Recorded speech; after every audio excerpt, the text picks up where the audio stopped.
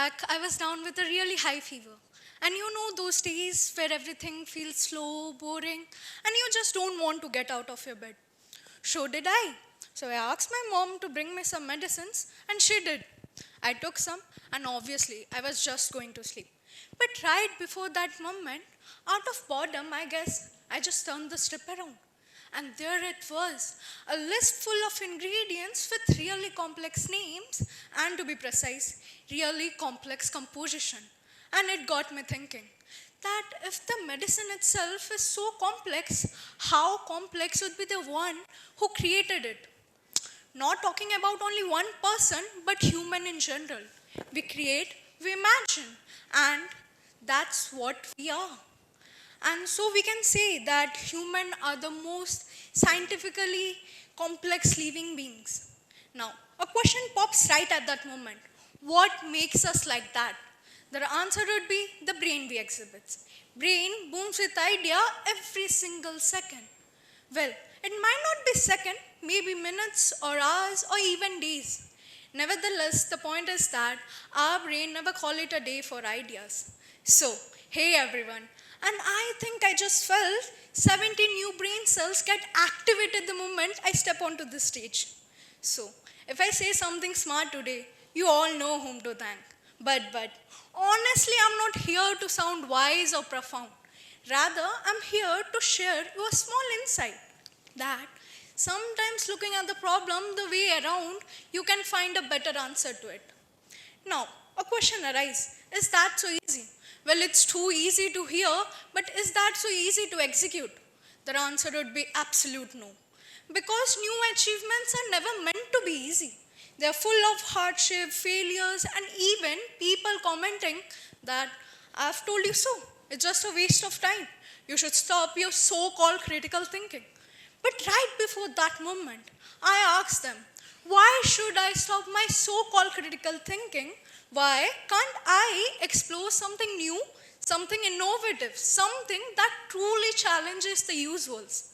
See, there would be people who always stand against you. But be true to yourself. Ask yourself, are these people truly there to guide me for good, or are these people just feeling uncomfortable to see you rise above the place they have settled in? So, hey everyone. And I return to that point where I said that people would doubt you.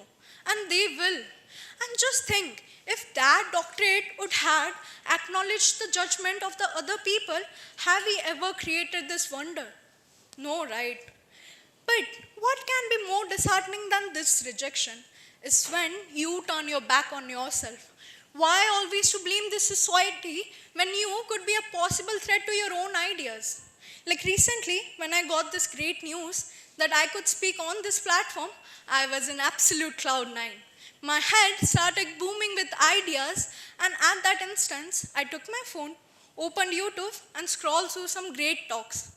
But suddenly, I froze. In this world full of so-called inspiration, self-doubt grew faster than confidence. And that was something different. And that moment, I asked myself, am I even worth this stage? I'm not a celebrity or any eminent personality, right? Absolute no. Because here's the truth. This doubt, this mindset is not who I am, and it's not who you are either. That moment we start thinking from a place that truly represents us, no doubt, no comparison, is we truly starts to move forward is when our voice truly starts to matter. So, in this world where we often, let me improvise a little bit. In this world where we always told to fit in, there's a great power in thinking different. This means approaching life from a new angle, questioning routines, and daring to act on a fresh insight. Now here's the point where insight and idea comes together. Idea is a spark, whereas insight is a deeper understanding that keeps the spark alive. Insight helps us to see beneath the surface.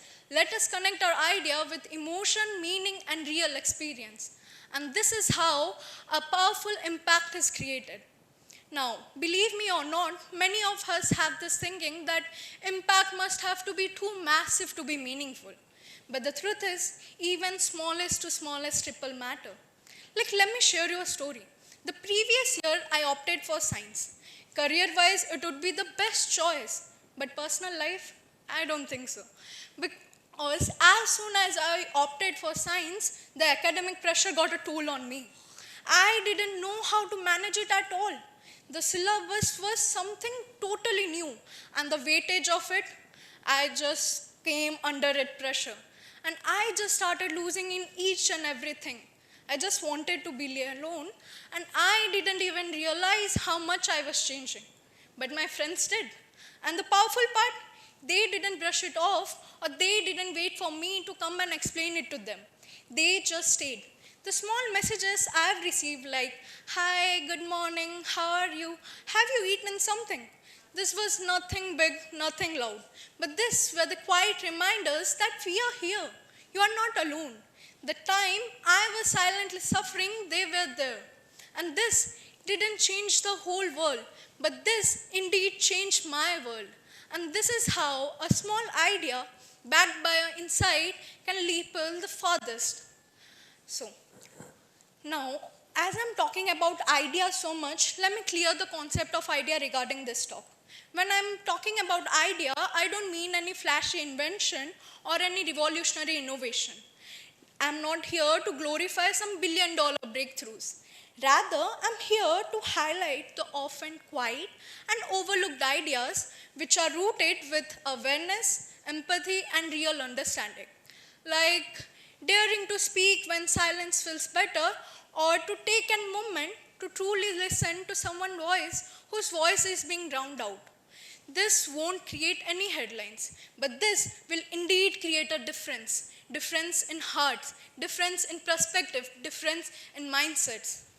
So, we all know now we live in a world where success is counted by numbers.